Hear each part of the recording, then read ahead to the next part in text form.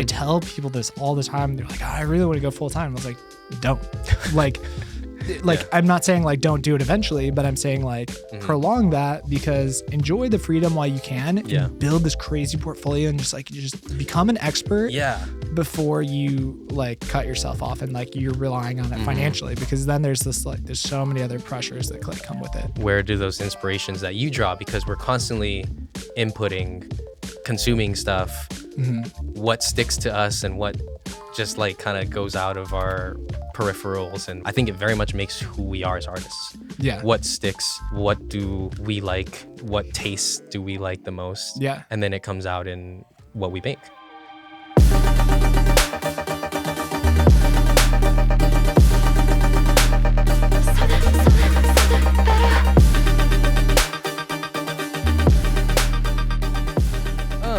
I'm going to do a quick intro to this podcast because I've been rehearsing it all fucking morning. Oh, nice. Nice. It might take me a couple takes though, so go easy on me. I have a little intro for you actually. Okay. We'll see how this goes. Yeah, it's not going to be good. It's going to be awful. Cool.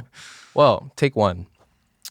Welcome to the first episode of the Layers podcast, where we sit down with creatives, artists, musicians, athletes, and we dig a little deep and hear a bit more about what makes them tick. I'm Manoa Langer. For this first podcast episode, I kind of wanted to give a little intro of what this whole thing's going to be and how I envision it, going hand in hand with the film series that we do. I want to kind of use this to give more behind the scenes of what goes into making the films. Obviously give our characters a little more screen time too, because there's only so much you can get from a 3-minute short film. But with that, hopefully this can provide a bit more value to people, provide some insights to how obviously these awesome, really cool, incredible artists and people that we talk about, think and operate. So, with that, I can't think of a better person for the first episode than the first character that we had for the series. He's an incredible surf photographer, videographer. He's worked with, world-known brands, huge brands, companies, world traveler. We've gotten to work together on some cool stuff. He's a good friend of mine.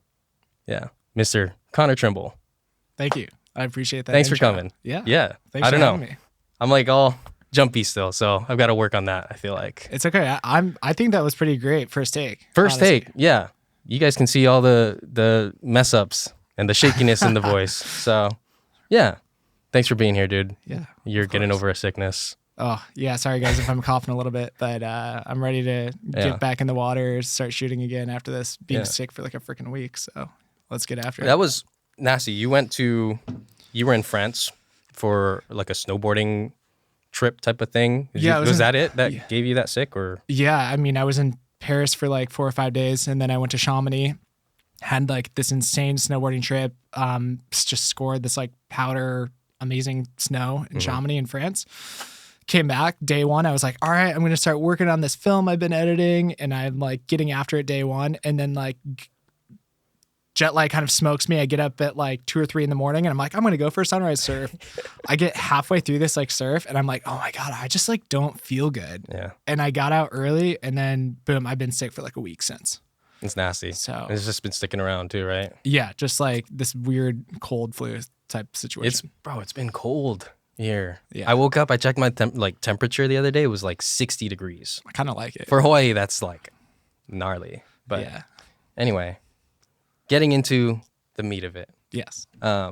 There's some certain topics that I feel like I want obviously like Layers, the film series covers like deeper motives behind everyone. That's what I wanted it to kind of be the central theme around. But here it's more, I want to get more into your story too. Just anyone who sits down, because obviously I know where you come from, and to see what you're doing now, it's kind of that to me is really interesting. You're from Ohio, and Midwest, just like country, not farm boy, but like it's enough.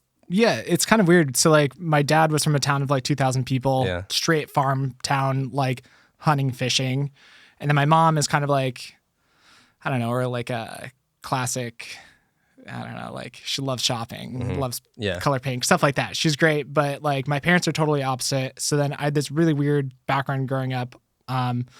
Essentially, I was shooting a gun at like 4 years old, fishing, like stuff like that. Had my hunting license at 10 years old.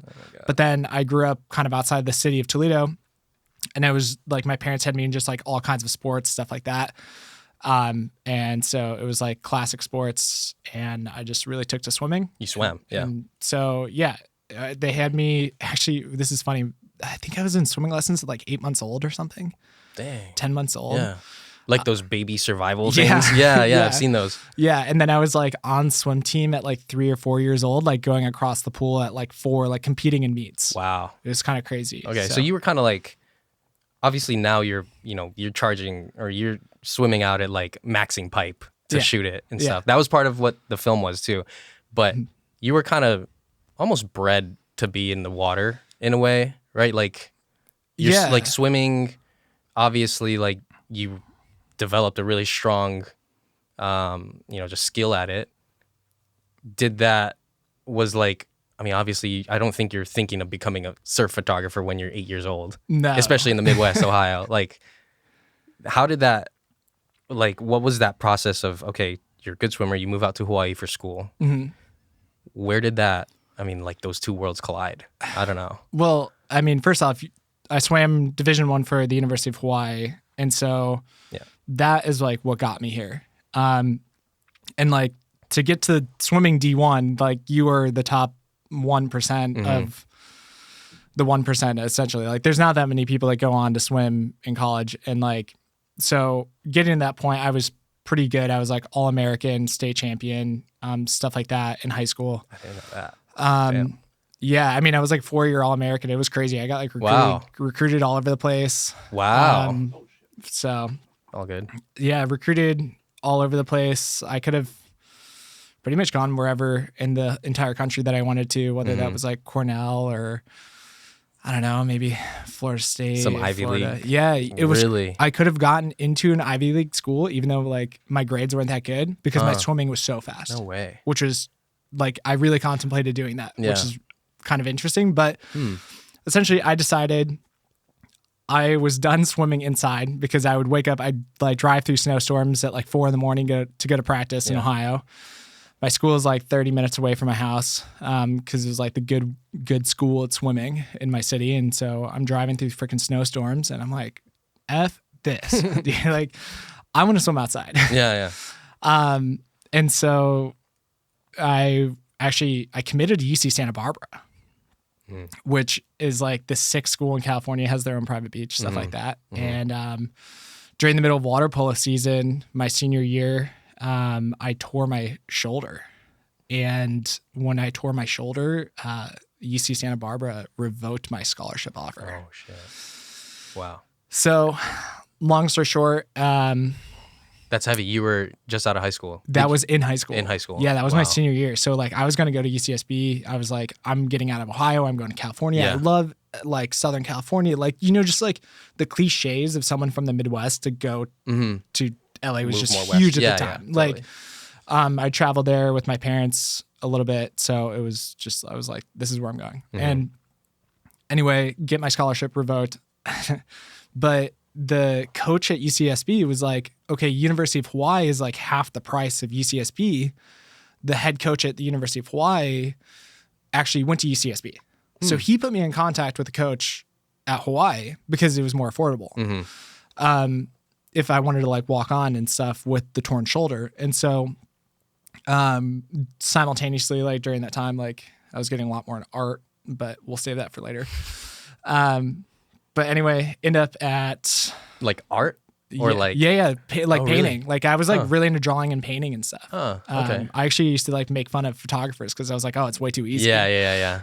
And now you're now it's my life. Okay. Yeah. Cool. So yeah, dude. Anyway, I went through this heartbreak of a torn shoulder at 17, 18 when I'm one of the top recruits in the entire country, and then end up making my way to the University of Hawaii. And so, which is where I met you. Yeah. We met 2016, 15 Must have been. I think 2014. 14? At Pipeline with Taylor Fisher. Well, I was gonna get into In the that story. water. It was really funny because like I remember I was on a sponge because I didn't surf. Yeah. 'Cause I could only bodyboard. Yeah. And me and Taylor Fisher, who was again like one of the other guys that we know, and he was one of the first guys we started filming with. Yeah. And partied with. And partied at with. the University of Hawaii. Both frat boys. Both these guys. But I remember being in the water.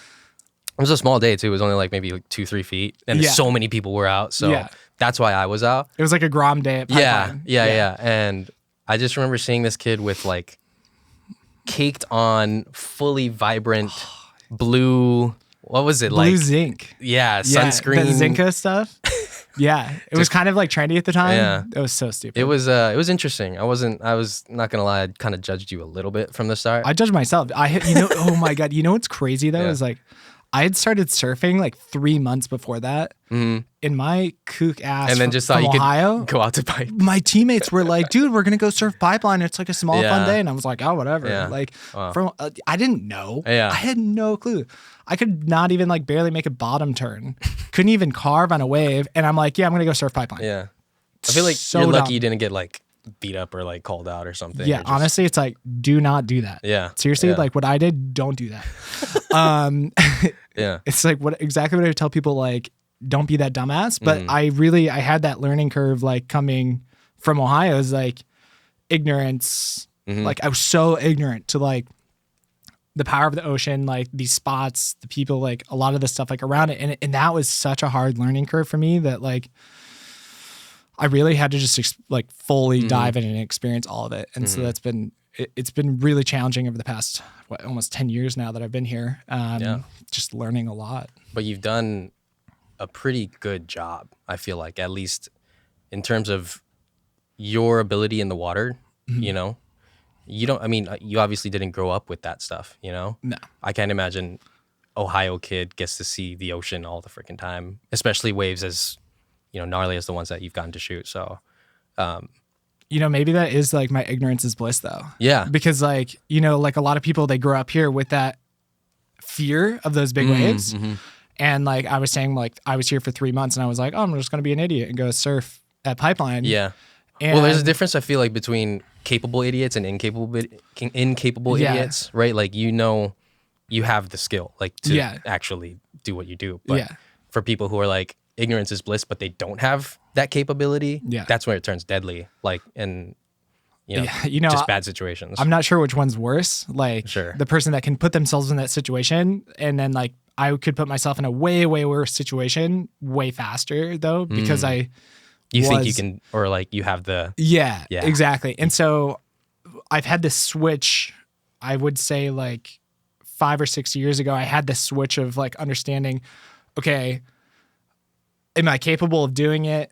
And like, is it too dangerous to do? Or like, am I capable, and like, what's the risk involved? Like what's my risk tolerance with putting myself in some of these situations? Yeah. And not only for yourself too, it's for also like out there, you have North Shore lifeguards and just other people in the water, or just like you're kind of a liability, if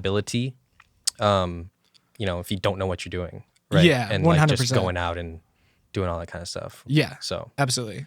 We don't condone that. Yeah. I mean, when I think about that though, is like, I'm never going to try and put myself in a situation that I can never get myself out of at this point. So it's like, I know that I am a concern for those lifeguards, but like, I don't maybe like arrogantly, like I don't think of myself as a liability, because I know that I will be able to get myself out of that situation. Yeah, sure. Or at least like, that's how I try to like view it now. I know like stupid things or like emergencies like do happen, but sure, I do try to avoid that. Yeah. Well, in our episode together, we talk about when did photography become this like thing that you merged together with swimming and like being in the water? Was it, during when I met you in college? I mean, you picked up obviously a camera at some point. I don't think we shot together much back then. No. Well, I mean, part of the problem was like you guys were all going off on adventures, doing this like really cool stuff. I was swimming. Like we were training 20 to 26 hours a week. and I was working for the athletic department, interning, and then I was also lifeguarding, and then I was teaching surfing lessons, teaching kayaking.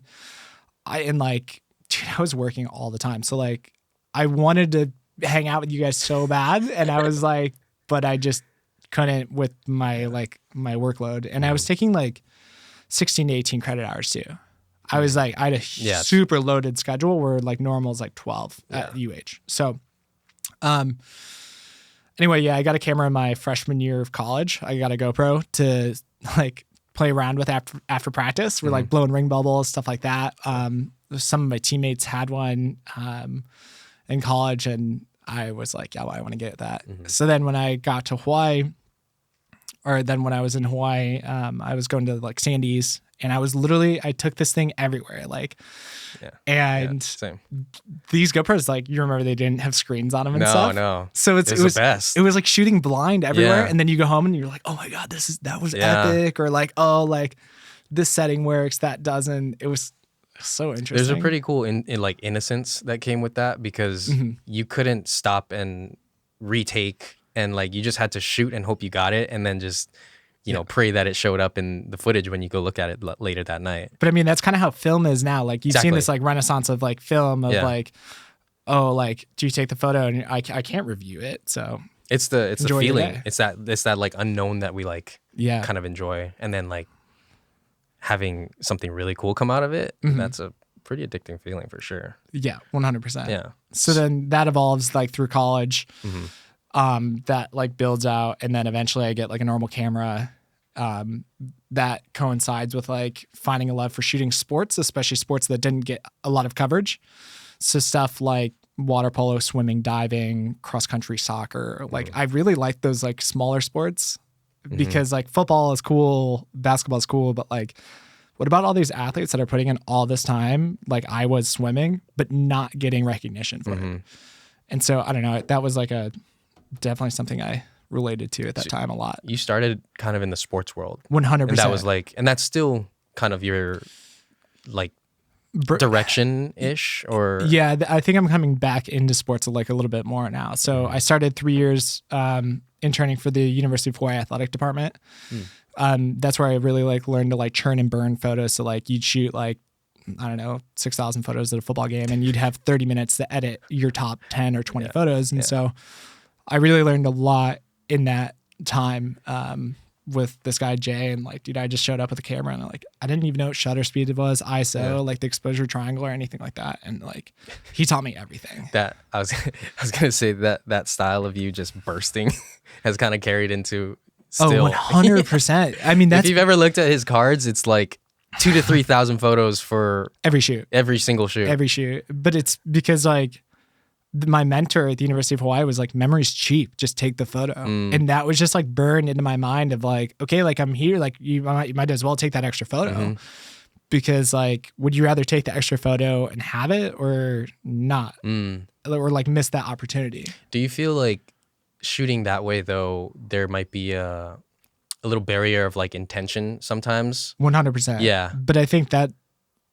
coming from the sports world, there's like a different style coming from sports, and I think that was just like really ingrained in me, where like I would say you'd have like a film photographer person, or like even you, like you really shoot with like a lot of intention. Like you're like, okay, I'm gonna go take like 30 videos, and like I'm not gonna do any more. And I'm like, I'll go do the same thing, but I'll take like 150 videos. Sure. And like it's just two different styles of doing it. And the longer that I've been in it, I've actually started switching to be more like you and trying to take less and be more intentional with what I'm doing. I'm also not the best at that either, though. Like, in a sense, sports photography is probably the same as like documentary, right? Yeah. Where you're just kind of letting something happen, and then obviously you need to, if you're not recording at that time, you're missing it. Yeah, exactly. And there could be gold in that, but it's definitely, I think, has led to me being a little more.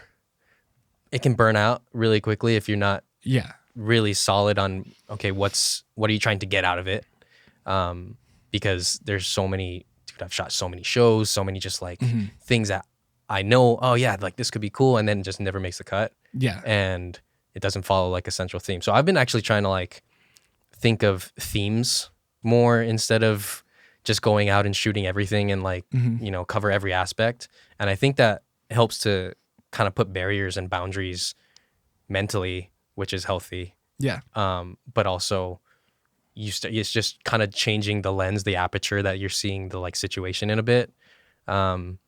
Which I guess we both have to work on. What is what I'm hearing. Yeah. Absolutely. That's cool though. I think there's more good than harm, I feel like, in that sense of working that way.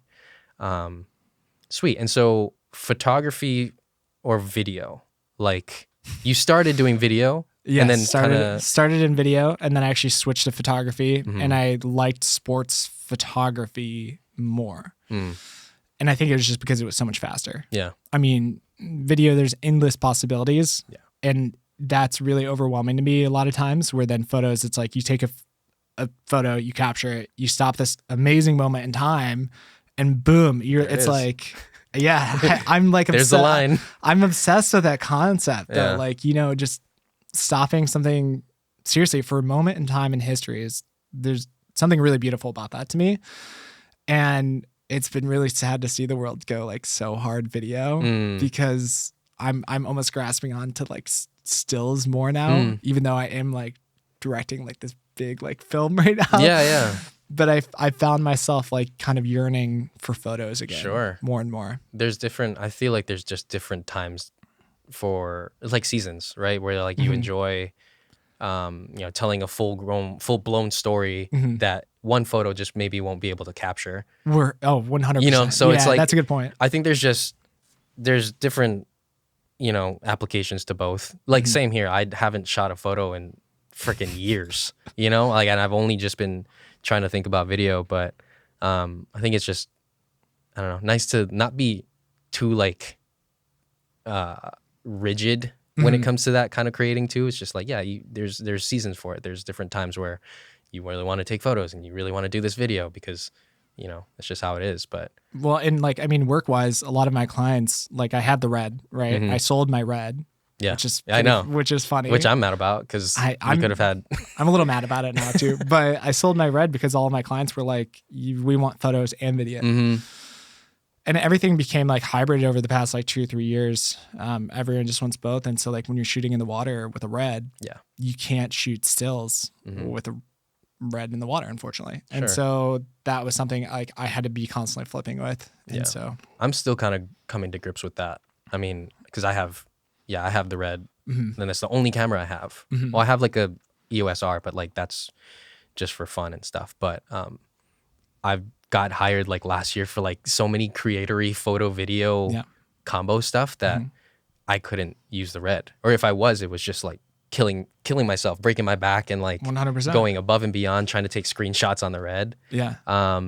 So I'm still, I think it's when you need it, that's when you want it. And then when you don't need it at all, it's like, oh my gosh. It's just sitting there and collecting, and then I'm going to get rid of it. But I wanted, I think when we actually shot your Layers film, you still had the red, the Dragon X. Yeah. And we had that content. Well, that was like another, like the next topic I want to get into is obviously like shooting that, because that day at Pipe was like macking.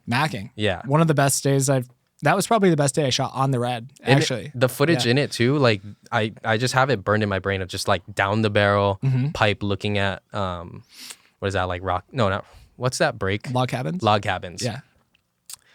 And it's literally seared into my brain because it's just such a pretty shot. And you got that like the day we wanted to go shoot your film. Yeah. I was like, wow, this just kind of worked out so good. It's crazy because like that was shot, I think, with an equivalent like 44 millimeters, which is actually pretty wide for water. Pipeline. Yeah. And those shots with a red shooting wide at Pipe that's a very tricky situation, to be honest. Because that thing has so much air in it. It's like a freaking microwave that sucks you over into the waves and stuff. And like, some of that content is still unreal. So yeah, it's mental.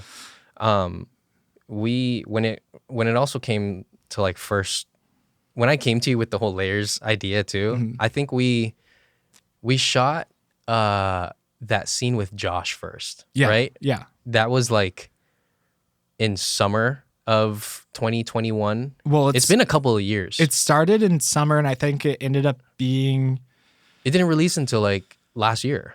Oof, yeah, something like that. And it's not a long film either. It's just like this short thing. But yeah, I mean, that shot was funny. I was driving in the late afternoon for some reason near Makapu, and I saw where the sun was, and I was like, okay, I know that there's like a rock climbing spot out there, and like where the sun is coming down towards sunset. If this is clear, this could line up for this crazy sun star shot. So I actually went and tested it with our friend Albert.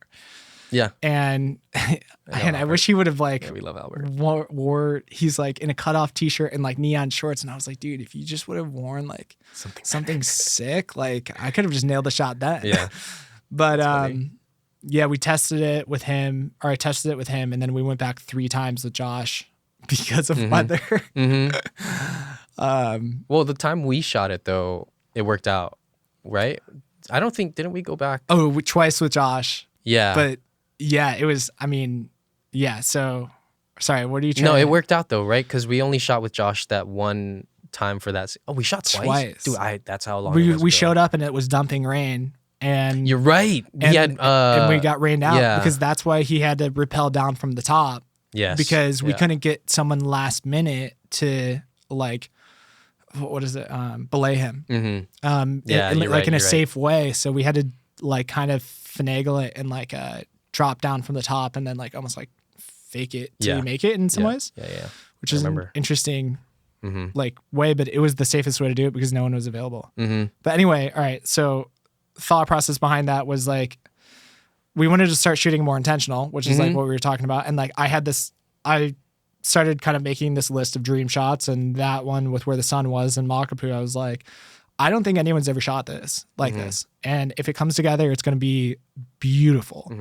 And so I want to try and get this dream shot. What if you just shoot me trying to capture my goal shot? And like, that was that whole scene was, okay, I had the one goal shot in mind. And then it was like, let's just shoot a whole progression of like what it would be like for him to kind of like go rock climbing. And then had him wear prana and ended up selling those photos to prana. Yeah.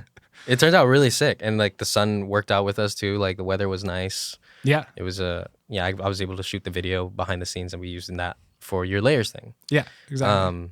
I'm looking at, I actually still have your like Milanote pulled up. Yeah. Like I was just kind of going through all the old stuff that we kind of had planned. But the biggest thing like for me, cause I think when I first kind of approached you with the idea of like, hey, I want to do this like little short vignette on you. Our brains went all over the place. Yeah. And we were like, oh, let's shoot all these scenes. Like we can do so much stuff and try to, make this thing really sick. And it ended up turning into just that rock climbing scene. I even have on the schedule here, it was Thursday, June 3rd, 2021 was like the rock climbing scene. And then we were going to shoot the water scene like 2 days later up North Shore. We didn't actually shoot that until like 6 months because wintertime, like all the, when there was actually waves, and it worked out because you got that scored beautiful pipeline day. Yeah. Like it was just, but to me, like wrapping my head around such a short film, it's only, 2 minutes and like 3 minutes tops to wait 7-8 months. So we shot the water scene. It took me another like 4 or 5 months to edit it. And I was like, I don't know. It's just funny working and not having that, I guess. The pressure. Yeah. But also, I feel like I put it onto myself a lot of the times where I'm like, oh yeah, it's not for a job. There's no kind of deadline. There's no, crazy incentive to create something good. It's just like something that we want to do. Yeah. But it almost like lets you pick the perfect windows for like shooting in the right conditions, which is like with Josh, like I went to Makapu 3 times to shoot that. And then that pipeline day, like there was only a handful of good pipe days that entire year. Yeah. And then we scored one of them. Yeah. Well, I was like, that was the other point was like, it just happened to be one of the best ones. And like, if we didn't wait, I would have put out something half as good with less of that really cool surf footage. But also it would have been like, I feel like less true to who I am because like we kind of touched back on the like swimming and all that stuff earlier, but like, I feel like what has kept me in Hawaii in a lot of ways is pipeline because like that is, there's no other place like it. No, it's addicting. Yeah. Like it's so addicting to be there. And I feel like like pipeline above like a lot of other reasons is single-handedly probably one of the biggest reasons that I'm still here, if not the biggest reason that I'm still on Oahu, which is really wild to say, actually. It's cool. I also that place has so much, I mean, history in the surf scene too, obviously to local communities and stuff too. But it's you're currently working on a film with Christa Funk, Yes, who's also incredible surf photographer, videographer. Also was a college swimmer. Yeah, I from Colorado. I'm seeing a trend here of like these kind of Midwestern kids coming to Hawaii, and then just doing crazy surf stuff. But how has it transitioned? I mean, your love for surf photography, sports photography. Now you're doing these like surf films. This is your first kind of like big film. This is my first proper film. Like I've done a lot of commercial stuff. I've done a little bit of like TV show stuff that's like no more than like 20 minutes. Yeah. I've never done something that's more than 20 minutes. So right now it's at like 37 something. So is there, again, trying to keep it on topic for me. Yeah. Because I keep going, no, not your fault at all. But I wanted to ask like why, I mean, just the natural progression. Obviously, it's a natural progression for you to be doing the stuff you're doing now. What was some of the motivating or just like the defining factors that led you down, obviously, to be doing what you're doing? Like, can you think of any moments or, just like things that happened in your life of why surf photography? Why do you keep doing it also is the first, is like the next one, like that's probably like for me to answer too. It's hard. But. Yeah. Well, I think the love for the water, like you see, I swam from like 4 to 22, which is a really long time. And I think that inherently there's just this like innate love for the water, love being in the water, whether it's swimming, diving, surfing, shooting in the water, etc. So then, and we touched on how I loved shooting athletics, especially in college. And I love being out in nature. And so you kind of combine all those things into one, and that's surfing. So you have these like beautiful moments in nature with an athlete really pushing it. And that was like the love for surfing. So I became obsessed with it when I kind of combined that, the water, the athletics, the nature all in one, boom, that's it. That's like the most incredible thing in the world to me. I love capturing it. And being in the water, like water's always fluid, it's moving. So you're never getting the same shot over and over, which is endlessly challenging and interesting as far as like a creator goes.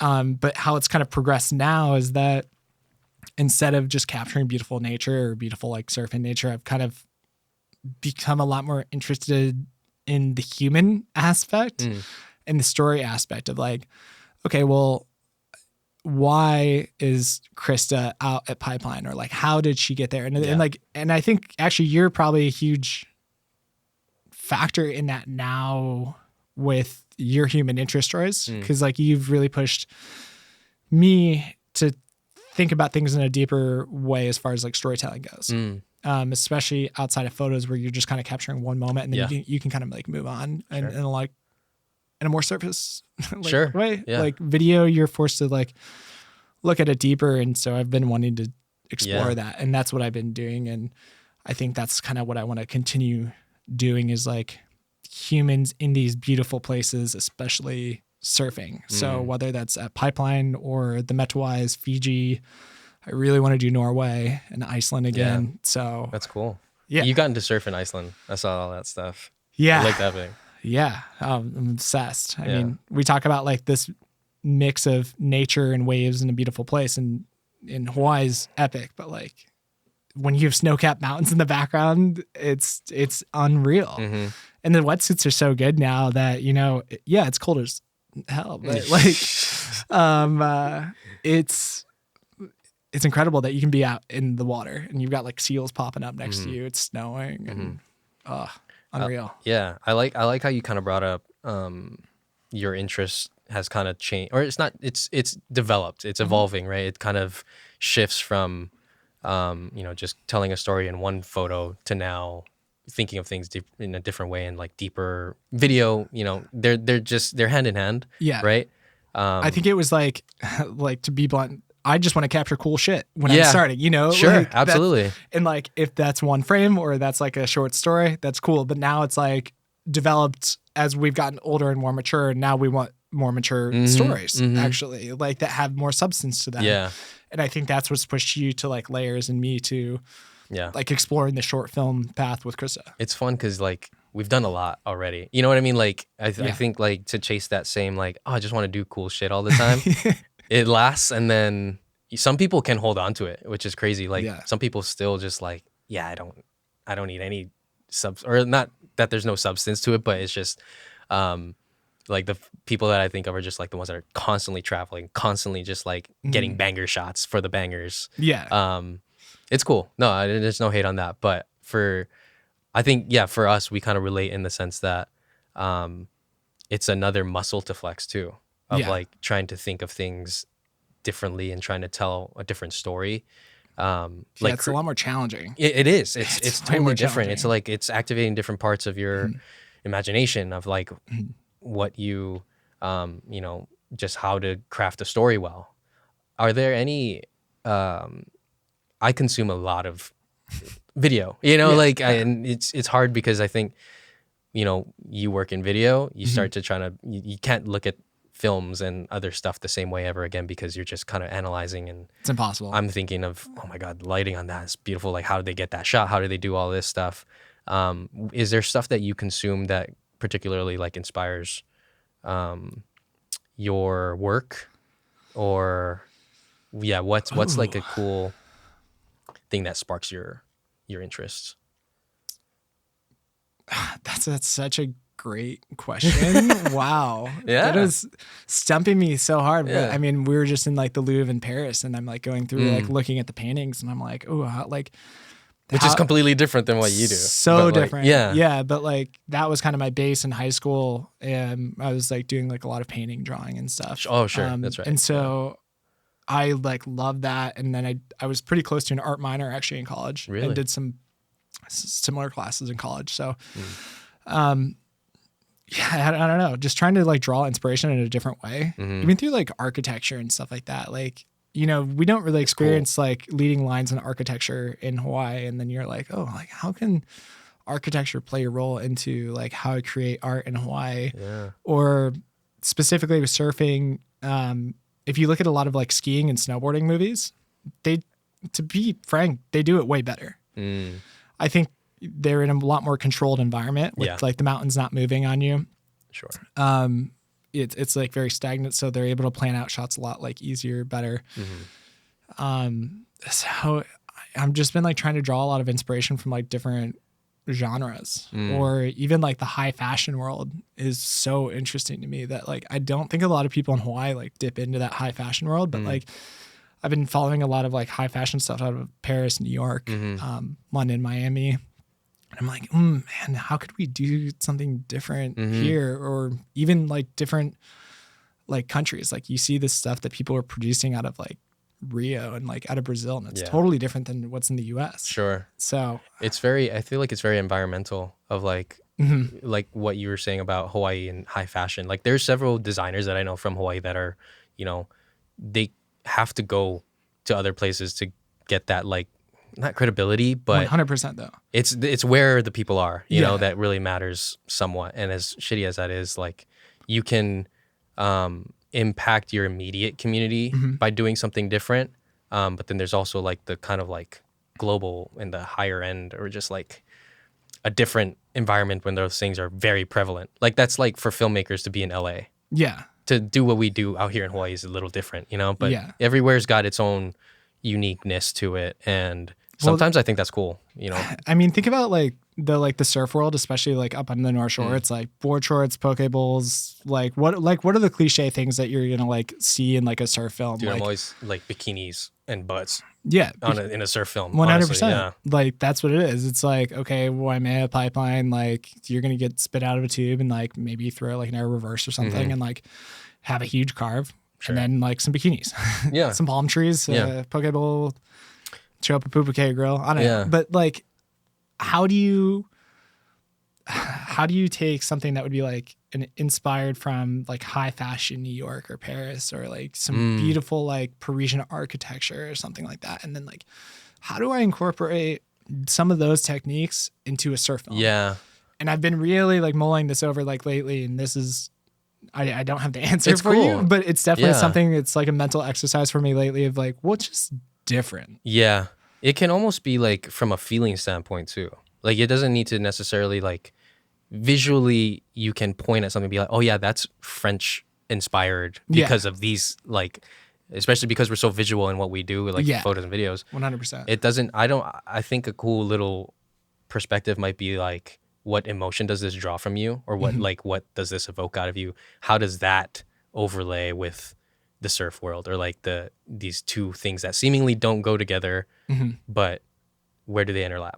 And usually it comes along with like emotions. 100%. Like a lot of the time it's like how something makes you feel. Yeah. And I think I've found that a lot with like music. You know, obviously like that's probably one of the biggest thing that can draw emotion out of people. Half of the video world is audio. Yeah. So you need to have good audio to make a good video. Anyway, I don't know where I was going with that. But it's cool to like just hash out these like kind of creative ideas of where do those things meet? Where do those inspirations that you draw? Because we're constantly inputting, consuming stuff, what sticks to us and what just like kind of goes out of our peripherals and we don't focus on. I think it very much makes who we are as artists. Yeah. What sticks? What do we like what tastes do we like the most? Yeah. And then it comes out in what we make. Well, thinking of things that like we're intentionally kind of consuming, I've been intentionally trying to not consume Hawaii content actually. Interesting. Because I think that a lot of Hawaii stuff kind of gets monotonous or kind of like someone on the tripod, they're like shooting surf on the beach. I don't know. I've been really trying to challenge myself mentally to be like, how can I do this differently? Yeah. And it's probably where you're at too in your career, right? Because you've probably already done, I think we look at things that we've already done. Yeah. And then just like, okay, I already did that. You probably started on the beach too at some point, right? I mean, yeah. I mean, I've always tried to kind of avoid being on the beach. It drives me crazy just sitting there all day in the sun. And I'm like, I could be out swimming, like in the water. Yeah. Or I think the drone perspective is a lot more interesting than to me. And so I'm a lot more drawn to like that unique perspective of the drone and then being in the water than the kind of cliche land tripod shot. That makes sense. I think I was thinking from like someone who's never done photography before and they see a photo like yours or, you know, someone that they admires and they're just like, I want to go recreate that. I want to go make, and that's how you probably get all of the people doing the same thing is because they just want to recreate it. Yeah. They just saw the iconic, you know, bonsai pipeline shot from behind the bush or something. And they're like, I want to go remake that. So I think it's once you're at the level you're at, like it, obviously you need to see things differently. You're kind of like forging another path in your own creativity. Yeah. Because 100%. You're not seeing stuff that's already been done. You're trying to create new stuff. Yeah. I like, I've been reading this book called The Creative Act by Rick Rubin. I think Tate knows about it. I've heard of that. So good. It's like, interesting. I almost brought it to show and tell. Yeah. Because it's really small chapters. They're only like maybe 1 or 2 pages long of like these excerpts of like certain just creative insights, perspectives that just, I remember reading the first couple ones that just like blew my mind. And I was like, oh my fucking God. The, one of them was like, where do ideas come from? Or like, no, it was along the lines of, you know, when you've had an idea and you say, oh my God, this would be so sick, but you never, for whatever reason, didn't execute it. Someone else goes and does the exact same idea that you had. All the time. All the time, right? All the time. And his perspective on that was that it wasn't your idea. It was the idea itself, and it was just expressed through someone else. Like, so it's kind of like a woo-woo book, but Rick Rubin, oh my God, he's legend, you know? It's funny that you're focusing on this like creative process right now. What I've been actually thinking about a lot is the psychology of talking to people better. Because am I doing a bad job? No.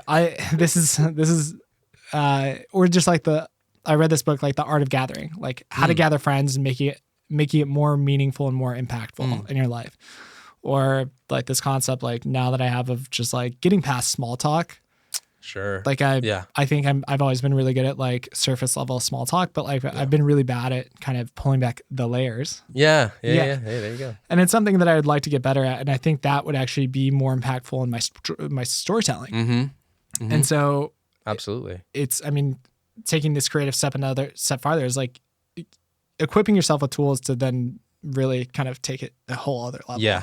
Totally. It's kind of weird that we're at like that point of our careers. For sure. And I think to your point, I've kind of always seen you as an extrovert, right? I mean, would you consider yourself pretty extroverted? Like you like being around people, like hanging out with friends, and I think I'm like, or is that people that's like an introverted extrovert? Yes, I think that's kind of like where I actually am, because I like to be alone actually, like a lot. But like when I'm I do really well in groups. Yeah.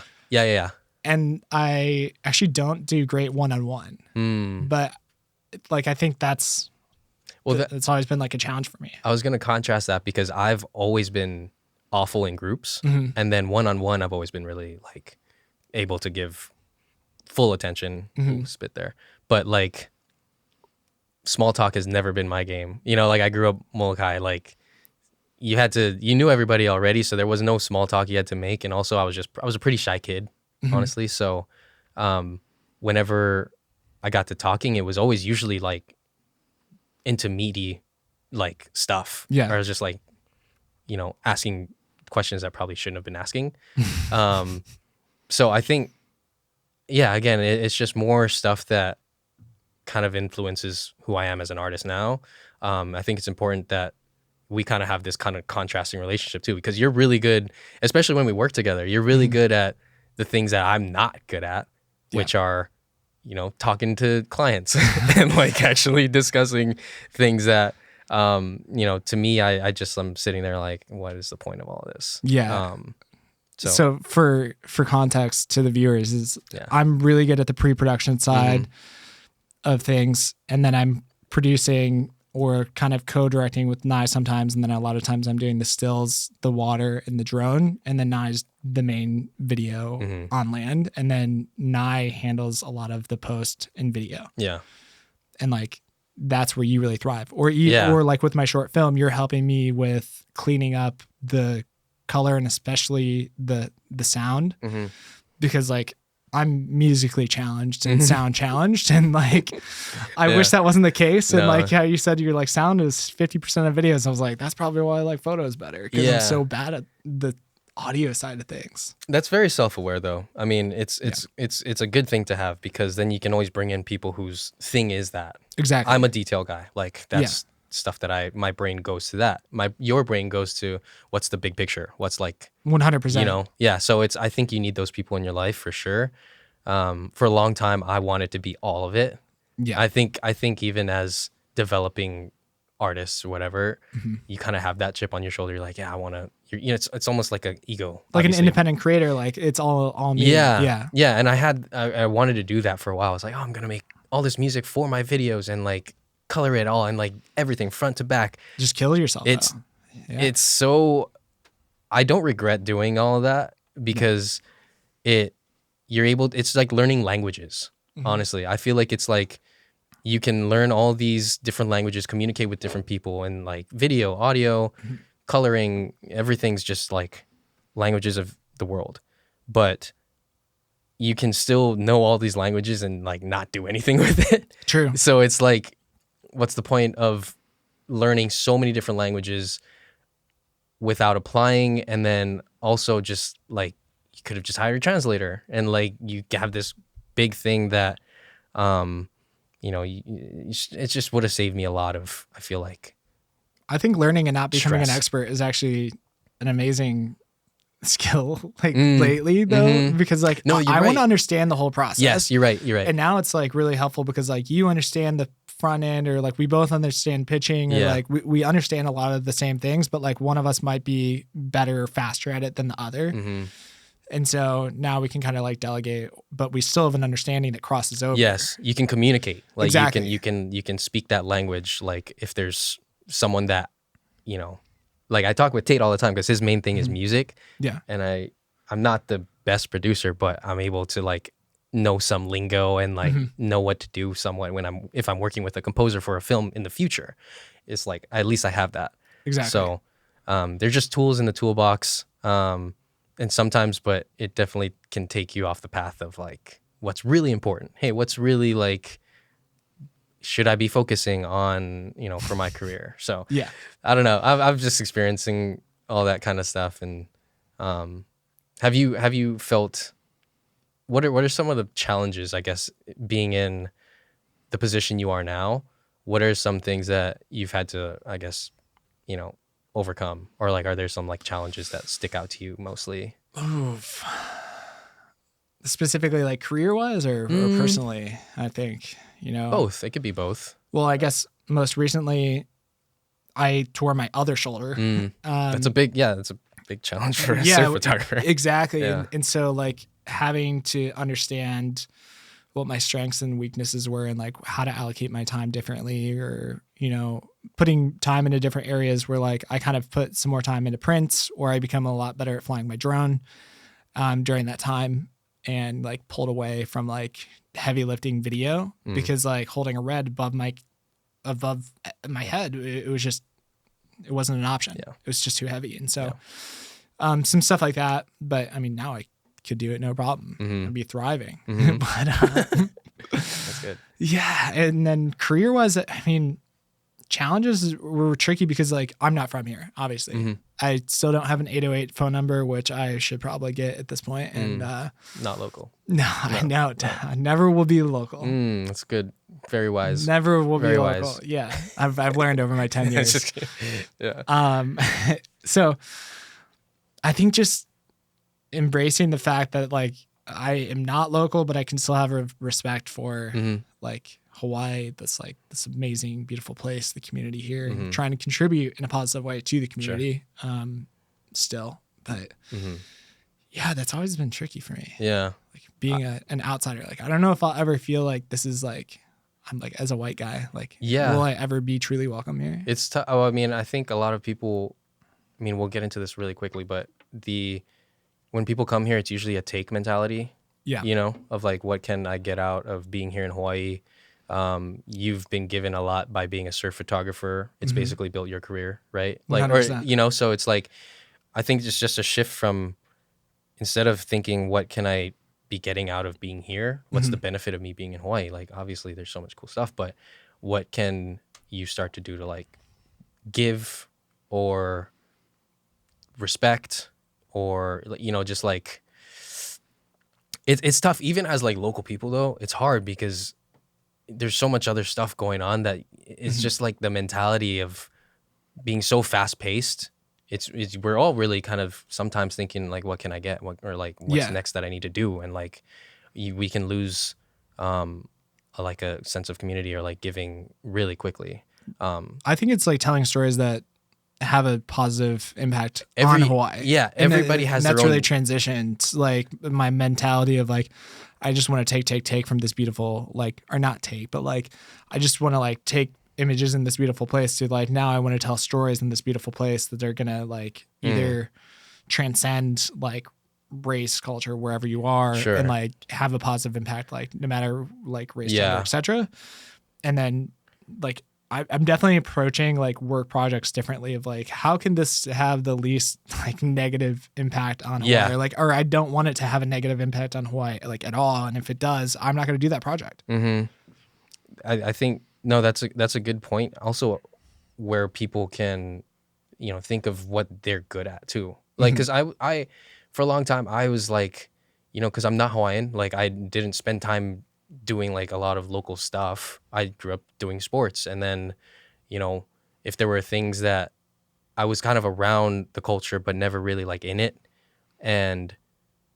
but again I've been given so much just from being here and just from growing up here, that now that I've have this kind of skill of like storytelling and being able to like just visually, like I have like video now, that's kind of my way. Like we all have our things to kind of give back now. Like it's Yeah. cool. Like you were talking about telling stories. I was like, yeah, we did a couple of like local stories with Sam, obviously with Sam Potter. Yeah. And those things were like some of the most fulfilling. And I think 100% with Bronson. That was amazing. Yeah, I love that guy. It's cool stuff. It's unreal. And it's, in a sense, that's a cool way to, I don't know, it makes me feel a little better. I don't know how much impact it has on other people, but it's like, yeah, it's an interesting subject. Yeah, I mean, a lot of the story, like I have a couple back projects that are personal projects at this point with like some like local people that I think are going to be like more beneficial, like kind of going forward, which is cool. But yeah, to that, everyone has their things. So everyone, you know, just even if they're not photographers or filmmakers, like there's other ways that you can do it. Absolutely. Now that you're kind of at the position that you are, what's like the future success kind of look like for you? What's like the overall arching, I guess, thing that's pulling you to the future right now? Are you excited for certain things? Is there something you're trying to? Yeah, I mean, I was just snowboarding. I'm pretty obsessed with this snow and surf mix right now. I'm just like dying to do a trip in Iceland or Norway, maybe Canada or Alaska that mixes surfing and skiing. Because like I don't think that there's that many people in the world that can shoot in the water at a high level, like can handle themselves in the water or be able to go into the backcountry and like ski and snowboard at like at least a high enough level to like get into some of these positions safely. And fortunately, I've had some like a lot of time in the mountains between like Canada, Alaska, Iceland, Alps, etc. That I think that I could balance that. So I think having an understanding of both the snow world and the surf world, and then just combining those two and finding an athlete or two that could like do a surf and ski.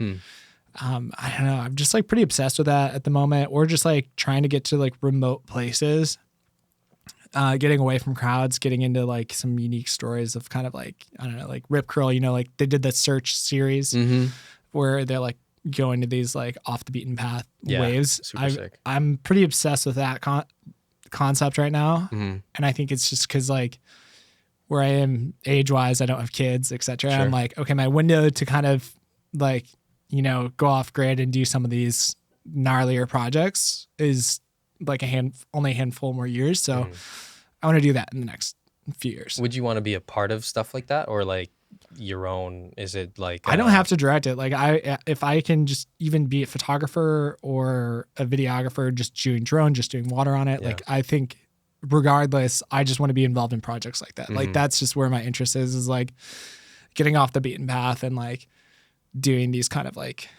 gnarlier projects that they take a lot of human energy to get into some of these locations and like do these shots. And like, I don't know, I think that's really fulfilling to me.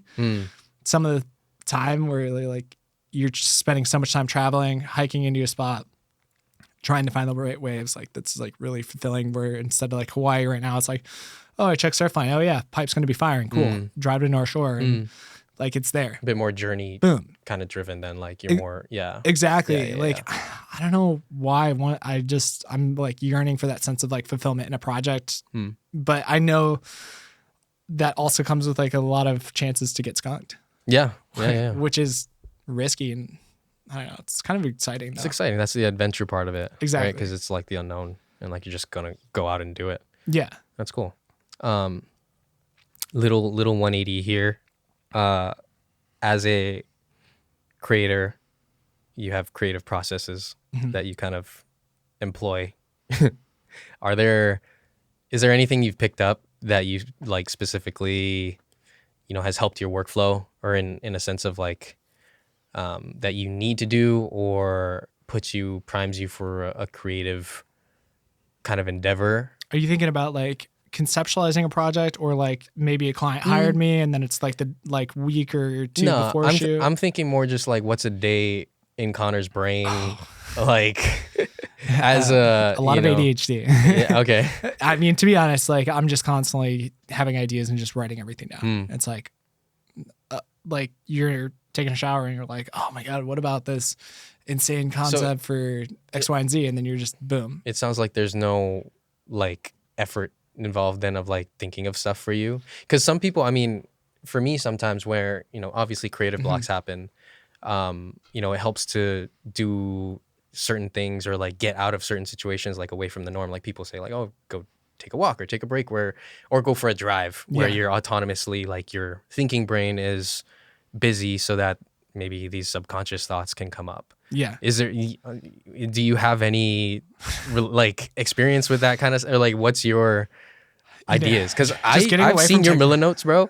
They're all over the fucking place. They're insane. They're insane. But like that is my brain. That is welcome to my life. So it's kind of natural for you. You're like, it's absolutely natural for me. And I mean, like recently I was diagnosed with ADHD in the past like few years. And I think that kind of explained a lot, where I'm just like hyper active of constantly just thinking of like new ideas, new this, new that, like things very abstractly kind of connect for me.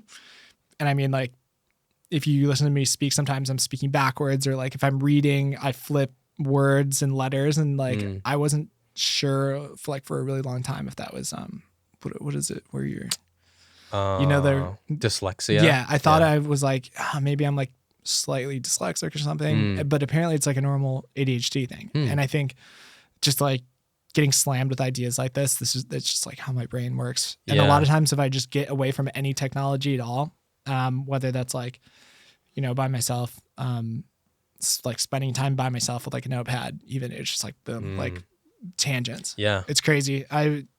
It's exhausting sometimes, to be honest. I can recall like a lot of like dinners we have in my place, and you're like, you'll be talking and it just goes boom. Yeah. All these ideas come out of we should be doing this, or like, oh, imagine like doing that.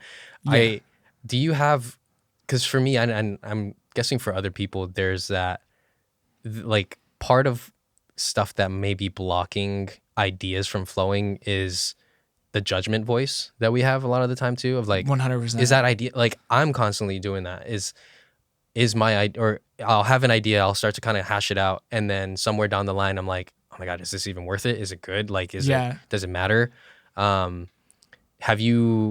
you do anything to kind of mitigate that? Do you have that voice? You know, I think that's actually prevented me from doing a lot of things and being a lot more outspoken. And in recent years, I've tried to kind of come to terms with that. I actually think that kept me off YouTube for a really long time. Yeah. But it's a concept I've been thinking about a lot lately is like, who gives you the authority to do this?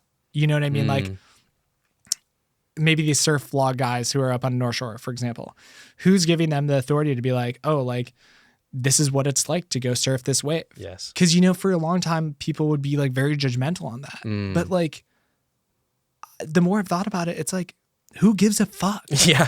Like at all. And it's like, if you do it with the right intentions in a respectful way, you're not harming anyone else. What's wrong with that?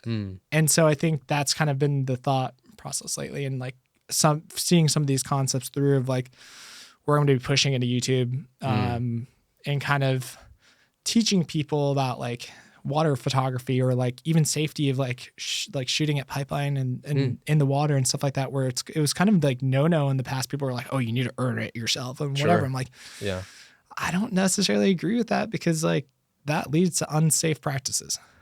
So I think my intention being, I want other people to learn how to be more safe in the water. Because obviously I got in pipe after 3 months of surfing, and that was so stupid. And I wasn't told not to do that. And I want to be the person that's be like, hey, like, you probably shouldn't do this. Sure. Here's how you could do it in a safe way. And do X, Y, and Z first. Yeah. So that's a good point. I think intention was a word that you kind of kept coming back to, because even when we set out with these like creative ideas that we have, there's obviously intentions that we have with, what do we want this work that we're doing to be done, or like, what do we want this? What's the outcome? Yeah, exactly. We're always thinking of like the outcome and the intentions of like, what's the end goal? And a lot of the time that's stopped me from doing stuff too. You know, it's like, I wrote a post a couple days ago about just literally just doing stuff just for the sake of doing it. Yeah. And even because especially when it's become our lives, like our livelihood. making all this creative stuff, it loses a bit of that sparkle. Oh, 100%. When you have to get paid and like it's like supporting your bills and your family and stuff. It's a heavy weight. It is. A lot of people don't realize they're like, they're working beforehand. They're just like creating. Like, there's actually a lot of freedom to not being full-time freelance. And a lot of, I tell people this all the time. They're like, oh, I really want to go full-time. I was like, don't. Like, I'm not saying like don't do it eventually, but I'm saying like prolong that, because enjoy the freedom while you can and build this crazy portfolio and just become an expert before you like cut yourself off and like you're relying on it financially, because then there's so many other pressures that like come with it. I think it's obviously everyone's journey is unique, right? Everyone kind of comes at in their own way, because now we work for what we're doing, but I'm regressing back to what can I do that I just want to do? Yeah. And I said it was like a muscle earlier. I was like, it's a creative muscle, because you need to, if you stop working out that muscle, you lose that like type of creative processes and thinking that started your career in the first place. Yeah. So I've experienced that, I would say, in the last couple of years. But again, now I'm regressing back to what can I do just to flex those muscles, just to like get that workout, get that creative like juices back without having to wait for a company that wants to start or like sponsor it or like fund it. Yeah. Hence starting back up the Layers series. Like I want to kind of like take that more seriously. Have you experienced any of? I mean, all I can think about like that whole time was like, holy shit, I really went through this last year. Yeah. I mean, after the shoulder surgery, I didn't work for so many months because I couldn't even like lift my arm up. And so then I went 4 months working every single day, like even on like Christmas, like not like a couple weeks ago, but like the last year was so gnarly during the winter. And then I got done and like, I just like hated cameras. Yeah. I hated anything creative. I just was like, I hate this. Like, I kind of burnt some bridges with some clients and I told them like some crazy rates. They were like, oh, what's your day rate? And I almost like doubled my day rate on like some like repeat clients, which was so dumb. But it's because I was so burnt out that I was like, if I'm going to do any work, I like have to be getting paid like crazy.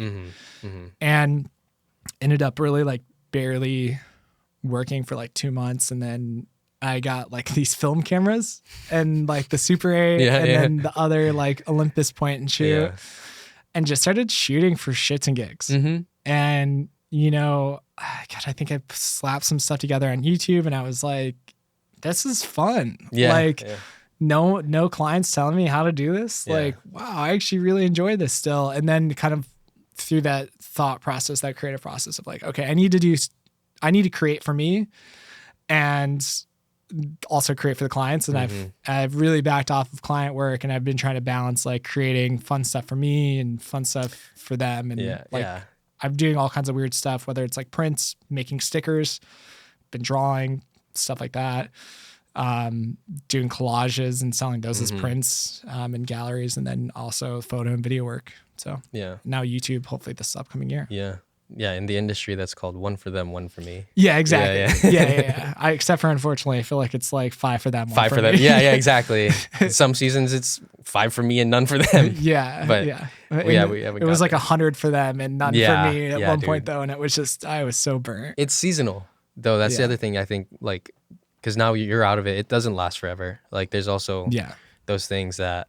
You can control that though, like in my opinion. I think, because like if I wanted to be working every single day for like 4 months, you could. I could be doing that. 100%. I could go back to 5 years ago and be like shooting a bunch of weddings and then shooting product stuff and doing. I could find ways to work. You know what's crazy is that like last year I got obsessed with jiu-jitsu. Yeah. And I said fuck all to like work everything for like a long time. Yeah. And like, I it's not something I feel like I could have helped. But before that was surfing. I think you're just kind of maybe you're kind of like that. I think I'm on that extreme side of like if I'm doing something and I really enjoy it, I go to the extremes of it and I could just like obsess over it. Can you get back to surfing? That would be sick. Maybe, I don't know. I don't feel like it. It's like it's so much of a feeling process in that sense. But I think when it comes to like work, you kind of have to turn that on, Yeah. turn that off when you need to do it, because, you know, it's like that. I've been listening to a lot of Goggins, like David Goggins lately. So it's that callous your mind, right? If you're able to just do the hard stuff and just like callous your mind, you know, you get hard mental fortitude to do the stuff that needs to get done. I had a long time of just like artist brain where I'm like, oh my God, if I don't feel like it, I'm not going to do it. Yeah. So that's obviously shot me in the foot so many times. But I think with maturity and just like doing it for long enough, that starts to develop. Do you struggle with that though? Like, you know, like when you're callous with it, like I'm editing this film right now, and some days I'm just like, God, I cannot get into this. Like, this is me this morning. I was like, it's so overwhelming. Like, I don't even know like how to get into editing this project today. So like, how do you get over stuff like that for you? The big one for me, and I asked you this question earlier, was like that. Do you have creative processes? Yeah. I have to have a routine in the morning in order to like kind of just get in that mindset of like, okay, I know this is going to suck. Like, I don't want to be doing this right now, but I need to do it. I need to get it done. A lot of what happens in my life is I need to get good sleep for sure. If I wake up and I'm crappy, like it just kind of like blows the whole day open for me. And then do you sleep with your phone in the room? I do. Next to sleep, you? No, but I have a freaking 100% blackout eye mask, so no light pollution gets in whatsoever. And I've gotten like crazy, just like deep sleeps. I could go for like 9-10 hours. I might have to get that. Yeah, it's kind of, sometimes it's bad, but good sleep is the big one. And then like right now I'm like editing stuff for other people because you know, just to have work. I think the big thing is I read something creative. Well, right now it's The Creative Act with Rick Rubin. Like as soon as I wake up, like I'm trying to prime my head to like, okay, you're gonna have to do something shitty. So do something for yourself really quickly. Like, you know, come to this first, and then, you know, I'll probably sit and like meditate for a little bit, or just I have to like empty, because otherwise, you know, releasing this past Layers with Jason, the jiu-jitsu one that I just did, my head was so consumed with just like wanting to do that, but I had these other deadlines coming up. Yeah. So I gave myself a little bit of taste in the morning, or just like before I get into the big stuff. And it helps to, it's like that little like cookie jar, give yourself a treat first. I don't know how much it works for me. Okay. Some people might not. Yeah, I might be soft for thinking that, but it's like, okay, I got my stuff out of the way at least a little bit. Now it's, you got to go to war. Like, it's a literal war with myself sometimes, where I'm like, I don't want to do this. And I've put it off way too many times.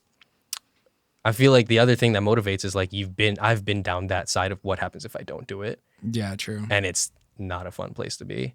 So, I don't know anything other than just to say like, sit down and do it. There's some Goggins wisdom for you. It's like you can apply it to creative work. Yeah. Just because he's running, you know, hundreds of miles, you got a 100-mile edit in front of you. Like you got to take it. Might be 1,000 at this point. Yeah, exactly. You've seen how many hours I put in this. I've I'm like seen 300 hours into editing this. We've signed ourselves up for it. That's the other thing. Oh, but yeah, no, it's you're running a creative marathon, and you just got to show up every day, like whether you want to or not. Yeah. Yeah, there's a lot of cool stuff that you're working on, obviously, that do you want to talk about? Just like, or is there anything you'd like people to know about that you're excited or want to? I mean, sorry, it's okay if you don't. Taking a beat on this for a second. Yeah. It's like there's so many different things. It's like I want to be like running these boat trips around the world, which is like really exciting for me. So we're running one to the BVIs. We might be running one to the Bora Bora next year. But I think the main project that I'm really excited about, that I've been really struggling to wrap up, actually, is this one on Christa Funk. She and I started shooting the same year at Pipeline in 2014. And at that time, you just didn't see girls out there. It just didn't exist. And the reason that... Shooting, you mean? Shooting... Oh, no. Surfing. Or even surfing. Even surfing. Oh, really? Dude, I mean, you can talk to... Like, Moana wasn't really going out there at that time. Chris and more, you'll like hear in the interview. Like, she didn't even go out there. There's no reason for Chris to go out there. sorry, the only girl that was going out there really was like Kale Kennelly. And that was like very seldom, like very rare. And so I thought it was like really interesting that Christa was putting in all this crazy work. She's putting in these insane hours out there, and seriously, sunrise to sunset, and like it didn't seem like she was getting the recognition that she deserved. And so I noticed that, and I was like, dude, like, let's tell your story and get your story out there, and then that way we can get the proper exposure to you, because like you deserve that. And it's so funny that like I went through like I seriously had pitched a story to so many people over like 3 years and got ignored so much, and then finally Red Bull picked it up, and the year that Red Bull picked it up, she shoots Pipe Masters, she shoots the Eddie, she shoots like I mean, she's the first girl to ever shoot the Eddie. Like, and that's a part of my film now. But it's funny because now, like, everyone, I swear to God, this past year realized they're like, holy shit, Christa Funk is so cool. Like, yeah. And she deserves her recognition. But before this, the past couple of years, she got great jobs. And like, she started slowly like working her way in with like Patagonia and stuff. But like, she really wasn't getting that. And I wanted to help that with the story. So like the intention that we talked about earlier was like, I wanted to tell this cool story. I wanted it to have this positive outcome on her life. And I just wanted to like do it with an awesome person.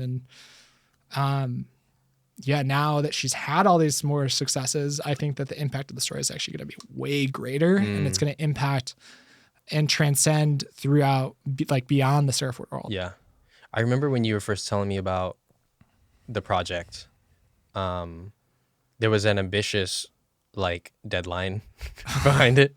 Well, it also wasn't as, like you said, she got to shoot the Eddie and like pipe. It wasn't that wasn't the story before. The story totally changed because and that was that's been so challenging as like a filmmaker. I think it goes back to kind of what I said earlier, like your idea is not your idea anymore. It's like you, or even when you brought in Red Bull to sponsor it and you know, kind of start to produce it. What they initially picked it up for, and now what our final goal with it is with Red Bull over the past year is completely changed. Yeah. The ideas changed. Weird. Well, like, so like, that's the other thing. It's like, it's not your timing anymore. And like, it's not even Red Bull's timing anymore. It's like, this thing keeps developing. It keeps like, it's crazy how it, like, we're now shooting throughout this season. We're shooting throughout a second season because like, I wasn't able to get it done fast enough, like just straight up. But in a lot of ways, that's almost been really beneficial. Almost better, yeah. Yeah, way better. Yeah. And now that we have passed that, like, it should have been done. Now Red Bull's like, oh my God, the story's actually so much better. Yeah. Like, it's so much better. And so now we have a second season to like shoot and edit like through it and like work through like a lot of these problems and finesse them. And I have no idea, like, could this video win a bunch of awards? Maybe. But if it flops, I'm going to be heartbroken. Well, it's interesting. I mean, I can imagine in the documentary world, because there's other directors I've talked to and work with that like they have projects that last for years. Yeah. Like that probably follow the same suit that happened with this one for you. And I can imagine, again, like it's as much as we want to impose our own boundaries and guidelines and deadlines on this story that we supposedly have, it's going to develop into what it is no matter what. 100%. And you either flow with it or you force a project that, you know, is not what the actual story is. Like imagine if you put out what you wanted to put out 6 months ago, you know, it's just different. So different. It kind of leads me to like that esoteric, like the idea is its own thing. Yeah. It's crazy. It is really interesting. And one thing, going back to like the success of this project, like that I don't know if I've told you this yet, because it was on the phone when I was over in Christmas break, like gone. And I was talking to the producer from Red Bull, and she watched the Rough Cut 1, and she's like, I cried. She's like, it was so good. Like the bones of this is like so good that she cried during the climax. Wow. And I was like, boom, I remember being really, like when I told you my feedback on that, I was like, dude, this is like, it's heavy. You're just the vessel, bro. Yeah. I don't want to downplay you at all, but No. like you are just the person that is coming through. Krista's obviously like there's so Amazing. many cool. Yeah. Yeah. It's cool, but I think it's cool that we can take ourselves out and be like, okay, what's the best for this story? Like, Yeah. what's the best for this? Yeah, I that literally we're gonna texted make? Krista that yesterday. I was like, hey, I rewatched like X, Y, and Z, and I was like, I realized that I was like essentially putting my input Trying on to it too force- much. Yeah, I yeah. was trying to force my vision on it too much, and I was like, I'm gonna rework like a couple of different things because like it needs to be back on Krista versus like an overarching like pipeline or my man Sure. or whatever. Yeah. I was like, no, Yeah. like we need to bring it back to Krista because like this is her story. It's all her. about her. Yeah, that's good, and especially as artists to recognize that, for us to get out of the way of what it is, what it's supposed to be. Yeah. That's I think it's healthy for who we are as like artists and Yeah. filmmakers. Well, I think with that, dude, we've been going for a while. I think that was a really solid way to How long's it been today? like an hour, a little over maybe. I think. Nice Yeah. hour. Is there any other fun topics you need to I have a cover? couple, but I think I'm getting hot too. I'm just like, dude, there's so much good meat I think that we just got there. I'm making you all hot and bothered. Yeah, bro. Throw this table aside, dude. Let's chug these yerbas and go. But yeah, I think, is there anything you want to, obviously we just talked about the Krista thing. Where can people follow your work? Oh, my Instagram is just at Connor Trimble, and on YouTube, hopefully going to be doing a lot more there. Connor Trimble again on there, occasionally on TikTok. Yeah. And I think I'm hoping to beef up my email subscription, and Oh. I'm going to be sending out some like free assets, gonna spam? free stuff. No. I was just kidding. Just like a bunch of like, I want to provide value to people Yeah. this year. And I think I don't want to be someone that like holds all this like knowledge and not share it. I want to like, I don't know. I love teaching people. Yeah. I've really noticed that this past year. Like I enjoy these conversations of like pushing techniques or new technology. And I think that's like something I want to I like that. like pursue as well. That's kind of my thinking with this too. So I'd like to kind of get more into, we didn't touch on it too much, but just like the what goes into the films of like, Yeah. I think that might be separate from the podcast, but like there's all those little, again, I'm the details guy. So I like the little tricks that I feel like, oh, somebody could, benefit from knowing that too. But there's also like, What do you hold close? yeah. There's little things that's like, okay, what sets it apart and what's special with it for me. But sweet, dude, I'm so stoked that you got to come on. Thanks for having me. Yeah, I hope you guys enjoyed the podcast. Give Connor some follows and enjoy his work. Be looking out for the Christa Funk. the film Yeah. when it does. And We're hoping for some point in February, but I mean, yeah, so hopefully some point this surf season, have a little film fest, most likely at like Turtle Bay. sweet, And then hopefully do the film festival circuit worldwide. huge. Yeah. Right on. 100%. It's like right on. Well, thank you, dude, and thank you guys for listening. Something else will be coming out of this at some point. There'll be more episodes, more content, and stuff that hopefully you guys can follow. But thanks again for tuning into the Layers podcast. Peace out. So, yeah.